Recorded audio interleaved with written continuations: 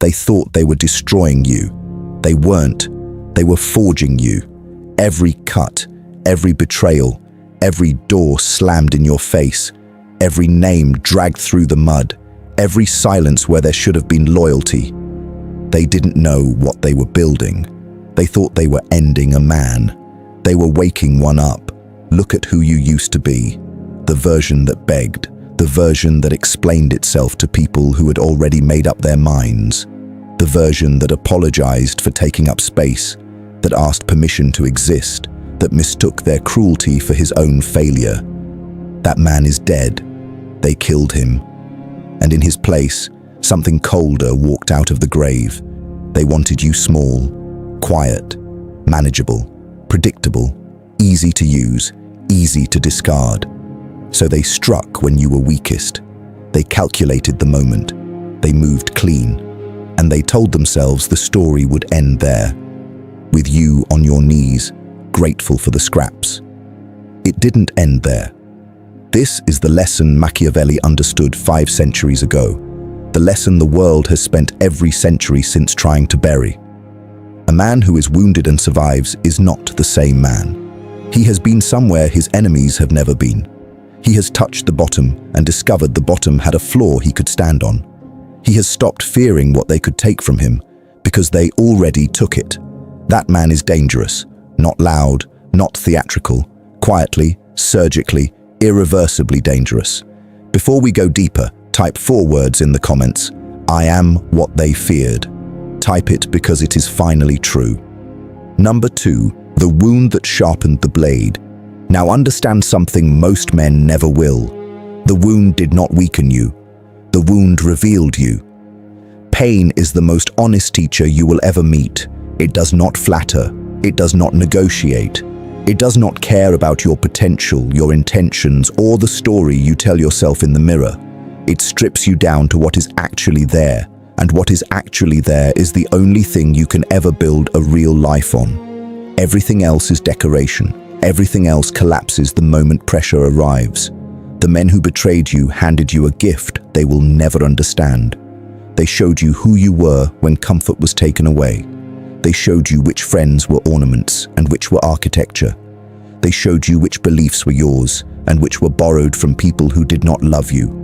Most men go their whole lives without that information. They die surrounded by liars they mistook for family, by ambitions that were never theirs, by a self-image built entirely on applause.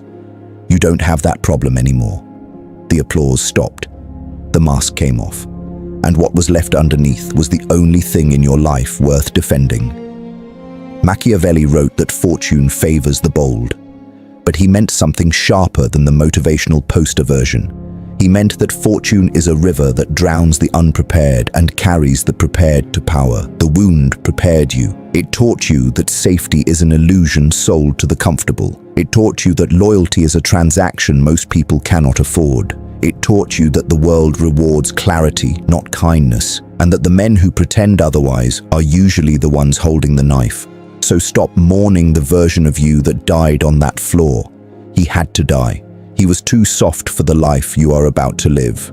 He trusted too quickly, hoped too loudly, bled too publicly. The man who replaced him has none of those weaknesses. He watches before he speaks. He decides before he reacts. He measures every face in the room before he gives it access to his life. He is not bitter. Bitterness is for men who are still surprised by betrayal. He is simply awake. Number 3, the death of the old you. There is a death, no funeral marks, no coffin, no flowers, no one in black standing in the rain. It happens in silence, usually at night, usually alone, usually after the worst thing that ever happened to you has already happened. The old you dies, and no one notices, not even at first, you. You wake up the next morning, and the world looks the same. The coffee tastes the same. The mirror shows the same face. But something inside the house is different. A room has been emptied. A voice that used to argue with you has gone quiet. The part of you that needed their approval, that rehearsed conversations with people who never thought about you, that measured its worth in the eyes of men who would sell you for a discount. That part is gone, and the silence it leaves behind is the first real peace you have ever known. Most men spend their entire lives running from this death. They medicate it. They distract it. They drown it in noise, in women, in liquor, in scrolling, in any cheap god that will let them avoid the room where the old self is dying. So the old self never dies cleanly. It rots inside them. It runs their decisions from the grave. It keeps them loyal to people who hate them, attached to dreams that were never theirs, afraid of judgments from rooms they will never enter. You don't have that disease anymore. They cut it out of you when they betrayed you. They performed the surgery you were too afraid to perform on yourself. This is the secret Machiavelli understood about power, and that the comfortable will deny until the day they die. A man cannot become dangerous until the version of him that wanted to be liked is buried, not suppressed, not managed, buried, because the need to be liked is the leash every weak man wears and every strong man learns to cut. While you wear that leash, every decision you make is filtered through the imagined opinions of people who do not love you. Your ambition shrinks to fit their comfort. Your truth softens to fit their tolerance. Your life becomes a performance for an audience that is not even watching. The day they betrayed you, that audience walked out, and in the empty theater for the first time, you heard your own voice. Listen to it now. It is colder than you remember. It is clearer than you expected. It is the voice of the man they accidentally created. Type it once more in the comments. I am what they feared. Number 4. The architecture of the untouchable man. Now we build, because surviving the wound is not the destination, it is the foundation. And a foundation without a structure on top of it is just a scar in the dirt. The untouchable man is not born. He is engineered deliberately, decision by decision, in the years after his destruction, and every part of his architecture is designed to make sure what happened to you once cannot happen to you again. Listen carefully, because most men will never hear this said plainly. The untouchable man begins with silence, not the silence of fear, the silence of strategy. He stops announcing his moves, he stops explaining his reasoning, he stops handing his enemies the blueprint of his life under the illusion that transparency is a virtue. Transparency is a virtue between equals. Among predators, it is a confession. So he closes his mouth, and in the quiet, his power begins to compound. The second pillar is distance. He learns that proximity is the price of betrayal. The people who hurt you most were the ones you allowed closest, and that was not an accident. It was access. The untouchable man controls access the way a king controls a gate. Not everyone who knocks gets in.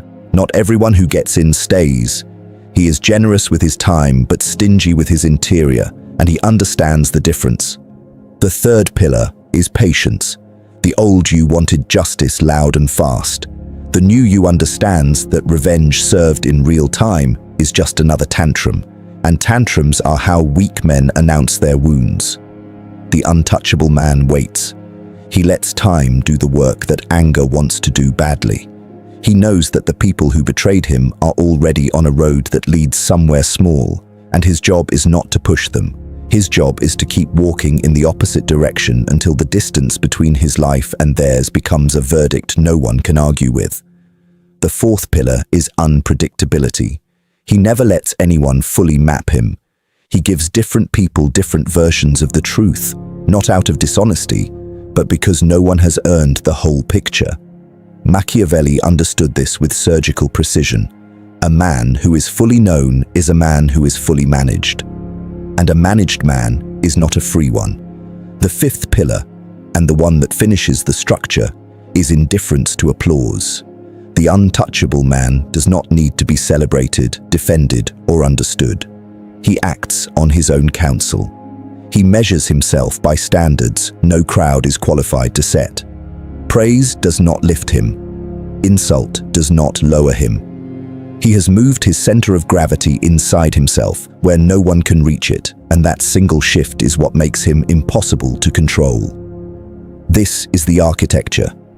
Silence, distance, patience, unpredictability, Indifference to applause. 5 pillars, holding up a man who can no longer be destroyed by the things that destroyed the version of him that came before.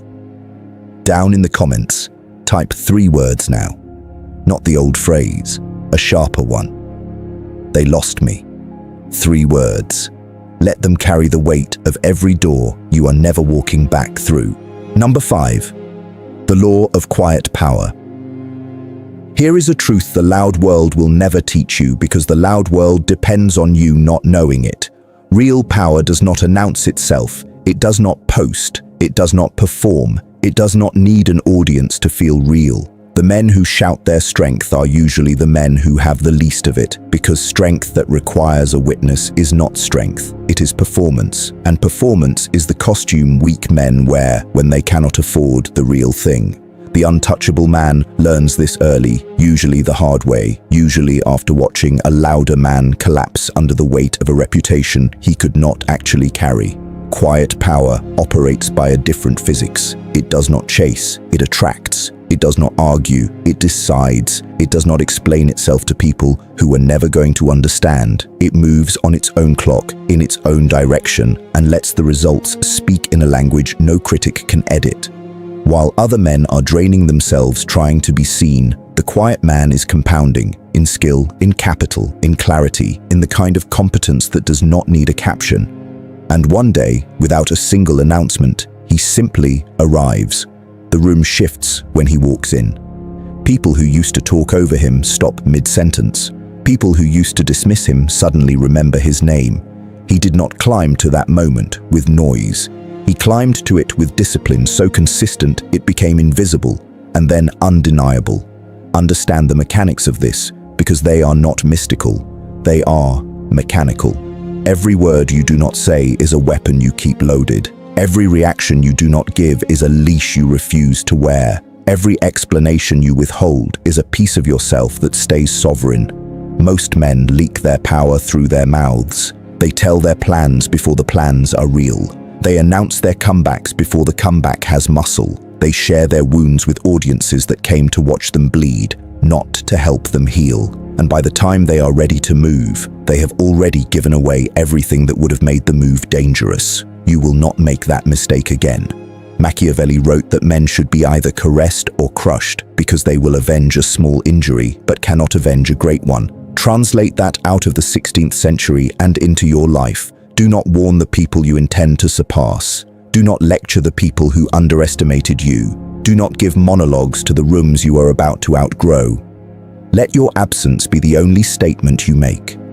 Let your results be the only argument you submit.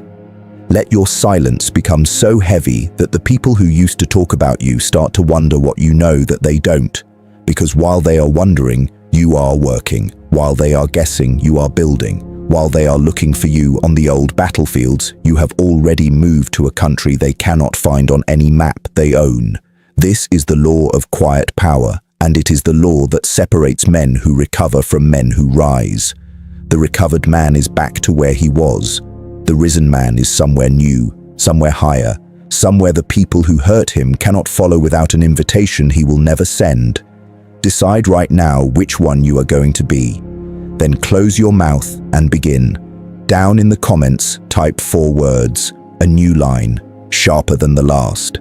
My silence is strategy. 4 words. Let everyone who scrolls past them feel a little colder than they did a moment before. Number 6.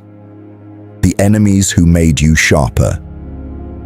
Now turn and look at them. Not with rage, not with longing, not with the trembling hope that they will one day knock on your door and apologize for what they took. Look at them the way a craftsman looks at the tools that shaped him, without affection, without resentment, but with the cold acknowledgement that they did a job and the job is finished. Your enemies were not a tragedy, they were a curriculum. Every person who betrayed you taught you something no friend ever could, because friends protect you from the truth and enemies hand it to you with the handle pointed at your chest. The friend tells you that you are wonderful. The enemy tells you where you are weak. And of those 2 messages, only one of them can actually save your life. So stop hating them. Hate is a leash that lets them keep walking you. Every minute you spend rehearsing what they did is a minute you have rented out to people who are not paying you for the space. You think you are punishing them with your anger, but they cannot feel it. They are eating dinner. They are scrolling their phones. They are sleeping deeply in beds you imagine to be cursed. The only person your hatred is touching is you, and it is touching you everywhere. The untouchable man understands this with monastic clarity. He does not forgive his enemies because they deserve it. He releases them because he refuses to carry them any further. He puts them down the way a soldier puts down a weapon he no longer needs, not because the war is over, but because his hands are required for something heavier now. Then he studies them, cold, methodical, without flinching. Because every enemy is a free education in human nature, and most men are too emotional to read the book. Look at the one who betrayed you. What did he want? Not what he said he wanted. What did he actually want? Look at the one who abandoned you.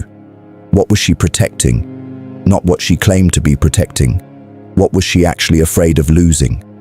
Look at the ones who watched it happen and said nothing. What does their silence tell you about how they will behave the next time loyalty has a price tag?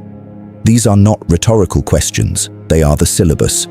Read it carefully, because the same patterns are walking toward you right now, wearing different faces, smiling different smiles, and the only thing standing between you and the next betrayal is whether you learned the lesson the last one tried to teach. Machiavelli wrote that a prince must be a great pretender and dissembler, not because deception is noble, but because the world is full of men who will eat you alive if you mistake their politeness for their nature. He was not being cynical, he was being accurate. The men who refuse to see this die, clutching the illusion that everyone meant well. The men who see it clearly walk through the same world untouched, because they stopped expecting wolves to behave like sheep simply because the wolves were dressed for the occasion. So here is your new posture. You will not hate the people who hurt you.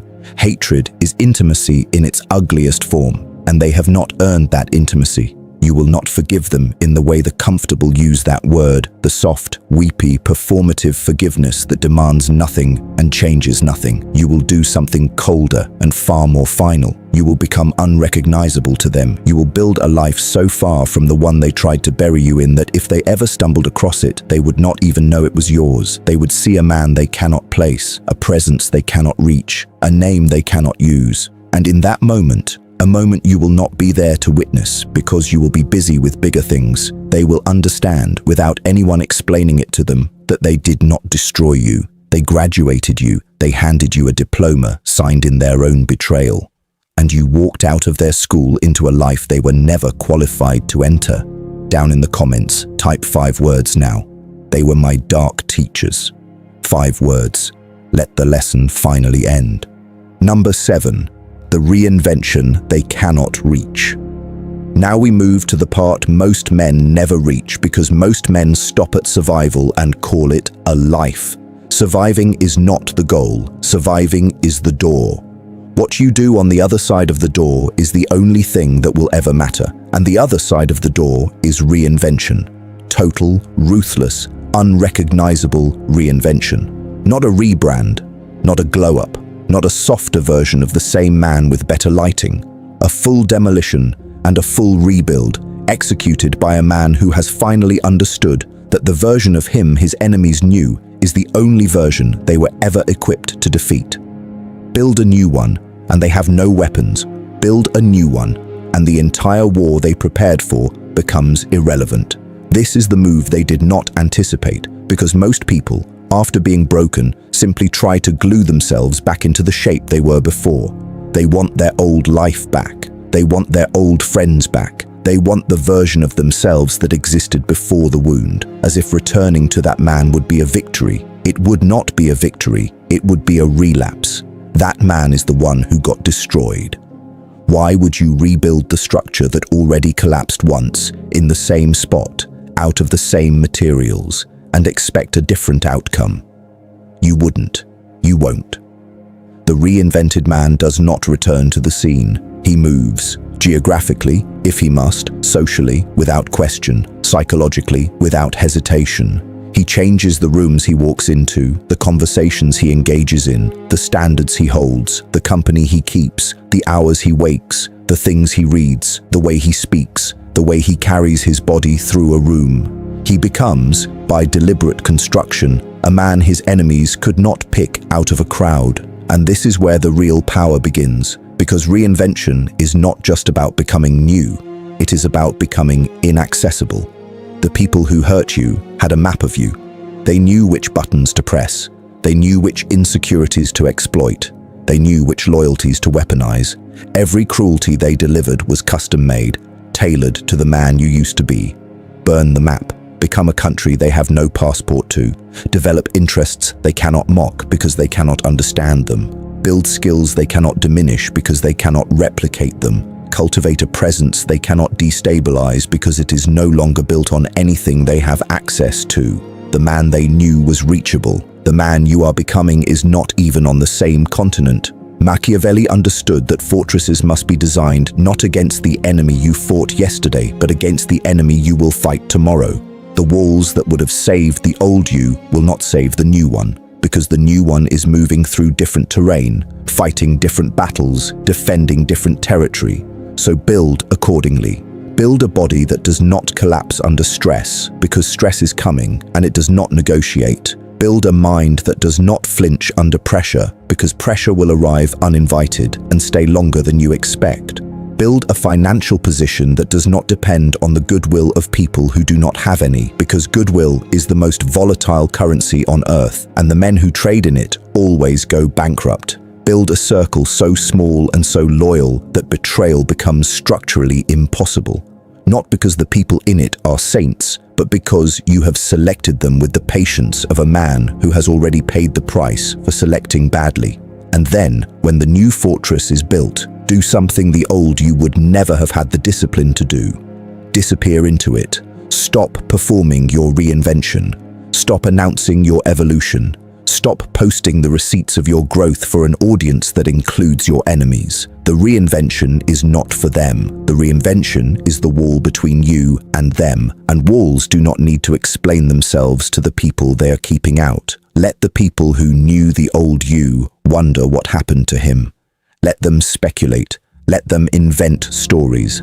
Let them comfort themselves with whatever version of events lets them sleep at night. You will not be there to correct the record because the record no longer concerns you.